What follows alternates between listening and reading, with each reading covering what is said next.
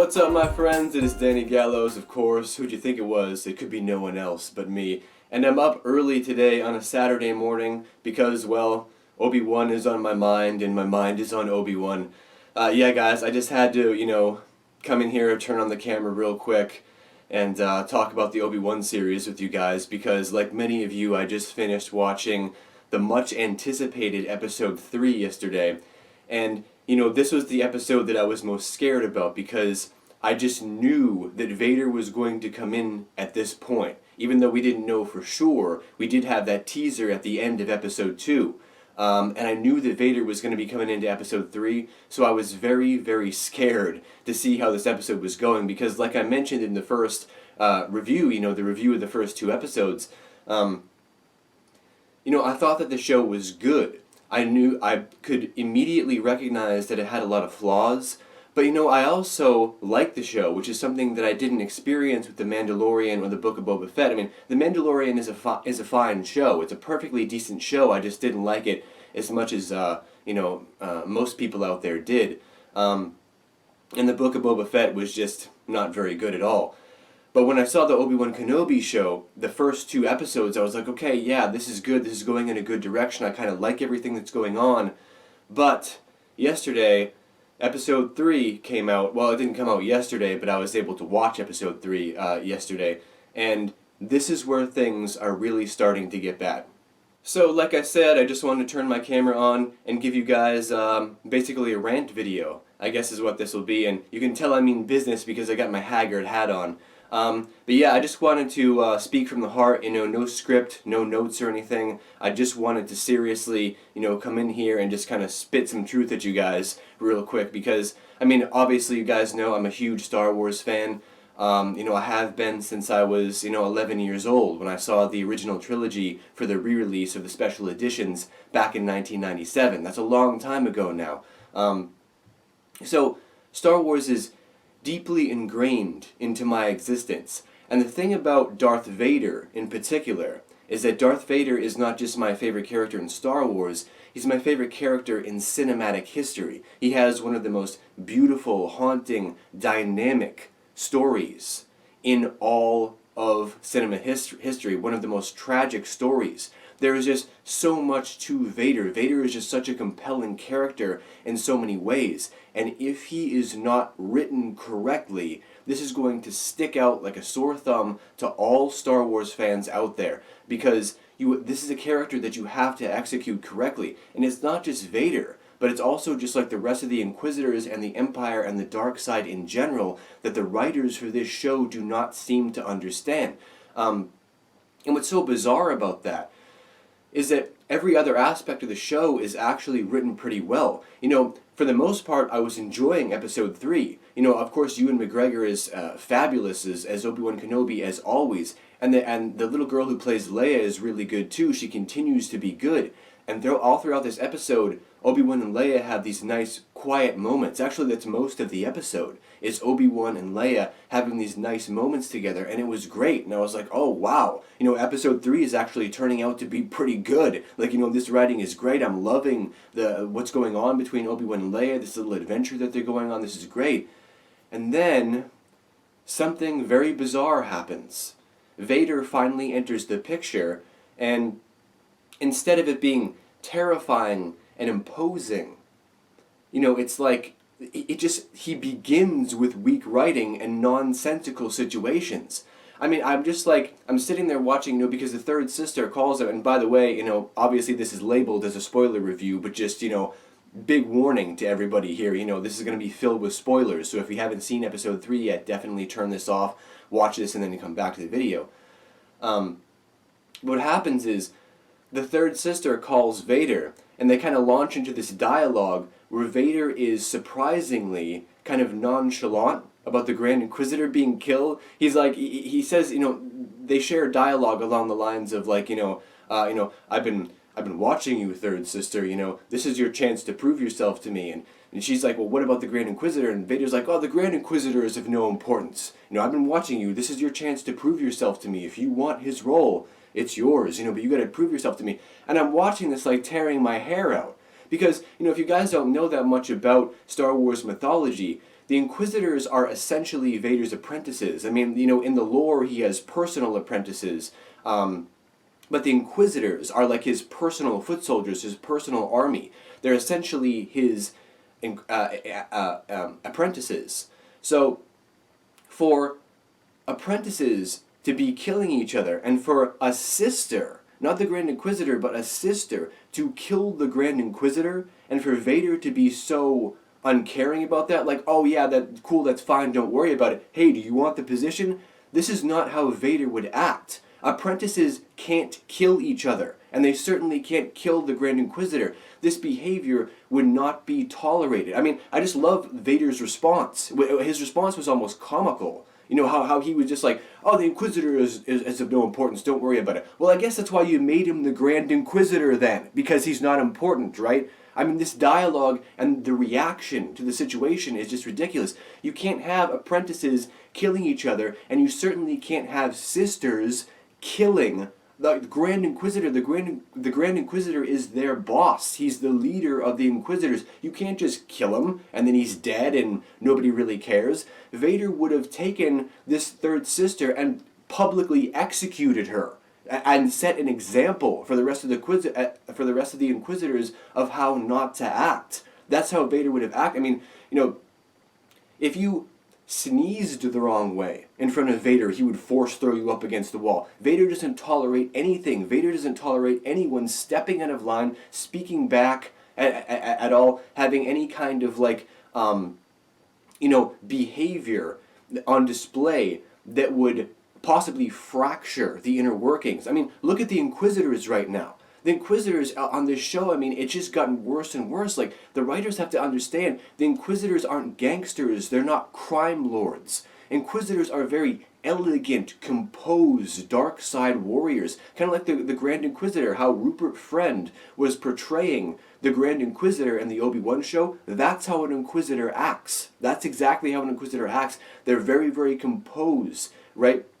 And I just don't understand really what the writers are doing here. They don't seem to have any understanding of how the dark side or how the Empire works. It was like I was saying before, everything else about the show was really good. But whenever it comes to the Empire, whenever it comes to the dark side, these writers have no idea what they're doing. They seem to be making Reva this very, very powerful character in the show that's ready to assume command. Like Vader would actually be considering an Inquisitor like her to be taking over the position of the Grand Inquisitor. Reva is out of control. All of the other Inquisitors hate her. She fractures the Inquisitors. She sows distaste within the Inquisitors. If Reva was taken away or dropped out of the rankings or killed or something like that, all the other Inquisitors would be happy. That's not how there's not supposed to be unrest in the ranks of the Inquisitors, and Reva is causing that. Again, Vader would never allow this to happen. If he saw these problems growing within the ranks, he would end it immediately. You're not allowed to act like Reva does. You're not allowed to have that kind of attitude where you're against everybody and you're just out for yourself. The Inquisitors are a force.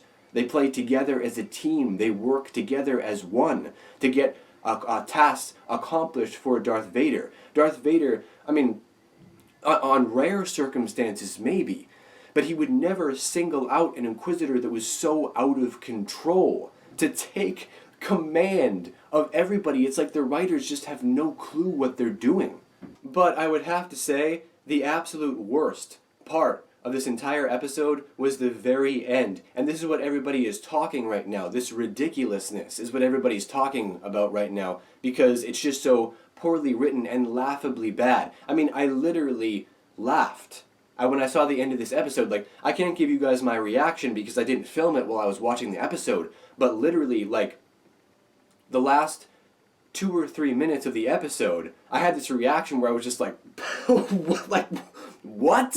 What? Like, I literally, reacted like that because of the circumstance was just so ridiculous. So what happens is that Obi-Wan, Kenobi, and Vader are fighting, just having this lightsaber battle, and a lot of people are saying that this messes with the continuity of the canon. I don't necessarily think so. What people are citing is the fact that Obi-Wan or Vader says to Obi-Wan on the Death Star in Episode 4, when I left you, I was but the learner, now I am the master. And they said, well, that obviously implies that this is the first time that Obi-Wan and Vader has met since Episode 3, but that's not necessarily true. It's just that Vader hasn't said that line to him yet. They can talk and they can fight and they can interact as much as they want. It's just that maybe Vader was saving that line to say to Obi-Wan Kenobi in Episode 4, so I don't necessarily think that messes with the canon at all. But the most ridiculous thing is that at some point Vader creates a wall of fire and he's dragging Obi-Wan through the fire, and I really honestly like that touch. And that was a great moment of the show. I'm like, oh wow, like that's cool, like he's reversing the torture, dragging Obi-Wan through the flames and everything. But then the most ridiculous thing in the world happens. He pushes Obi-Wan, he pulls Obi-Wan through the fire, tortures him and everything, and then he kind of drops him, lets him go. And then, for some odd reason, he releases his Force grip on Obi-Wan Kenobi, and he tells the stormtroopers to go capture Obi-Wan. Why did you stop and tell the stormtroopers to capture Obi-Wan Kenobi? You had a grip with... You literally had him in your hands. You had a Force grip on him. I mean, I'm literally I'm just recalling the scenes in my head, and I can just feel the wires short-circuiting in my brain as I'm talking about this. It's just you had him. You had a Force grip on him. Why didn't you just pull him through the fire? Why are you telling the stormtroopers to go get him? That's going to give him time to escape, which it does. Because what happens is this big lumbering droid from earlier in the episode comes in and scoops him up and begins to carry him off. And the rebel soldier who's playing an Imperial officer helps him out, shoots the fuel, I think they were fuel cells or something like that again, creates a larger wall of fire, right, kind of like over Vader's head, a large wall of fire, and the big droid is just carrying Obi-Wan Kenobi away, and Vader watches him walk away. I mean, fire isn't stopping the Force. I mean, there's just so many nonsensical things. It's like, why'd you tell the stormtroopers to go get him when you had a Force grip on him? Why, when the wall of fire came up, did you watch Obi-Wan walk away, slowly being carried by this droid away, and Vader stands there watching? All Vader had to do is, zoom, pull Obi-Wan right to him. And then it's over, and he goes back. But the writers of the show just seem to be taking the easy way out any way they can. And what I always, one of the things I always talk about is Oda, the writer of One Piece. And one of the things I've always loved about Oda's writing is that in One Piece he creates these dire situations where you're not sure if the characters are going to get out of this situation. Like maybe someone is killed, or someone is trapped, or just something very, very bad happens that, by the time the episode ends, you're like, oh no, there's no way the characters can get out of this. How is this character going to come back? How are they going to get out of this situation? How ever is the story going to move forward? And what Oda does, what makes him such a great writer, is that he throws these catastrophic situations at himself, and then he forces himself to write around the situation any way he can, producing these amazing stories. And any good writer can always write around any situation, right? And it's just like for instance, in the first episode of Obi-Wan Kenobi, when Reva's out there holding a lightsaber to Owen's neck, and Obi-Wan is cowering in the corner.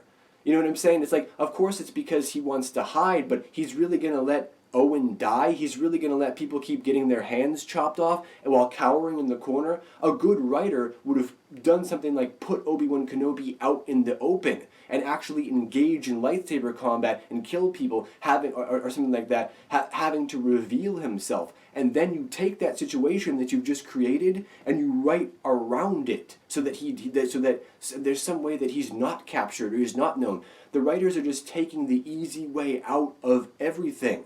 And it doesn't get easier than literally having Vader stand there and watch Obi-Wan slowly walk away. Because apparently the writers are like, oh yeah, we'll just create a big wall of flame in front of him. And then Vader can't get through it because he's afraid of fire or something like that. No. That's the easy way. That's taking the easy way out of the situation. To not think of a reason why Vader wouldn't just force pull him through the flames, right? They're just like, well, okay, we can't really figure anything out, so let's just have Obi-Wan Kenobi get away for now, and we'll just have Vader watch him, and then that will continue the story. You see what I'm saying? You see what I'm getting at? Like, this is bad writing. This is horrible, horrible writing. It's lazy, boring, vanilla writing by writers who do not understand. And I'm sorry, guys, like, I just can't sugarcoat this show anymore. I was trying for the first 2 episodes, I was really trying to like it. I still enjoy a lot of the show, but I'm sorry, I just can't sugarcoat this anymore. Like, these writers have no idea what they're doing, and it's really strange because when it comes to the light side, everything seems to be fine. Obi-Wan, Leia, Bail Organa, and Alderaan, and the rebels, and bounty hunters, and stuff like that. They seem to know how to write those characters just fine, and all those situations just fine. But whenever it comes to the Empire, whenever it comes to the dark side, they have no idea how to execute these characters. They can't write Vader. They can't write the Inquisitor. They can't write the Inquisitors. They can't write Vader very well. Everything just falls apart when it comes to the dark side, and it becomes completely nonsensical. And I am tired of this. Like, seriously, guys, I mean, I hate to say this, but Episode 3 kind of ruined Obi-Wan Kenobi for me because of how poorly Vader's character was written. I mean, they seem to have, one of the things I've noticed is that they don't seem to have any knowledge of how to make dark side figures scary unless they're yelling and angry and boisterous and ferocious and stuff like that. And there's nothing wrong with seeing a ferocious Vader. That's the best part of Rogue One, was the last 10 minutes of Rogue One when Vader's going through that hallway. But the thing is that it's like I heard someone say before, Vader and, figures like Grand Moff Tarkin, they were imposing and terrifying just standing there with their hands behind their back, right? And that's the difference, is that some writers don't know how to write, so they take the easy way out and they always make everybody just angry and brutish and ferocious. And then you have great writers who know how to construct a character to be terrifying and imposing just standing there. And that's the difference between the writers on the show, is that the writers on the show, they're all action-oriented. They're all in-your-face oriented. And they can't display anger without yelling. They can't display fear without being fearful. They can't display the terror that comes from like an Imperial officer, a high-ranking Imperial officer, or a high-ranking Inquisitor or something like that, without being, really, like, dressing the character in flames and having him walk through the town, destroying everything. The writers need to understand that when you understand characters, when you really identify with characters, writing is not hard for you. Because if you know the characters, if you identify with them, then you know how to write them. You just have a general understanding of how these characters should be executed, and that is what the writers in the show do not have. They have no understanding of the dark side and how the dark side should be portrayed in stories. They're treating every single dark side character in the show like a crime lord or something, like an enforcer or something like that. There is no real fear running through you when you see any of these Imperial officers or when you see Darth Vader. There are some moments where he's terrifying, but for the most part he's kind of bland and not really that interesting. And that's what I hated so much about this show, is that, I just knew when Vader set foot on screen that it was going to be a problem.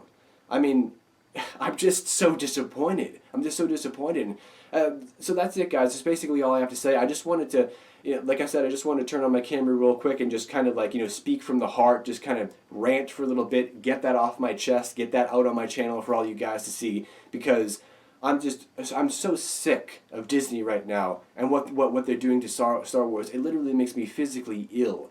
Every time they release something, it's just worse than the thing they did before, and they just prove time and time again that these writers just have no clue what they are doing. And it's on full display, and now everybody is starting to see that. Everybody is starting to notice that now. And it's hard to have hope. Hope is something that often blinds people to reality. And I think that's what the problem with a lot of the, what I like to call the neo Star Wars fans right now, all the new Star Wars fans right now, is that they're always filled with so much hope.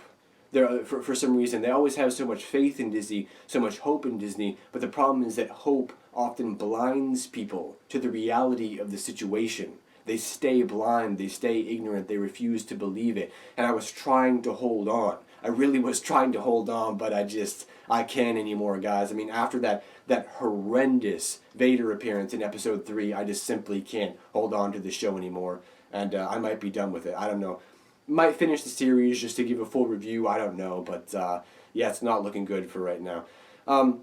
So anyway, I've blathered on long enough as I normally do. So now I turn it over to all of you. Go ahead, if you guys have seen episode 3 yet, what did you guys think? Do you agree with me? Is this one of the worst episodes you've ever seen? Or do you guys completely disagree and say, no dude, you're crazy. This is one of the best episodes. This was perfectly executed. I love it.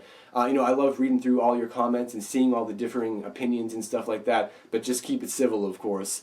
And yeah, rant over, guys. Glad I got that off my chest. Really just wanted to express that to you guys. But now I want to hear from you guys. So go ahead, leave all your thoughts and opinions down below in the great white void.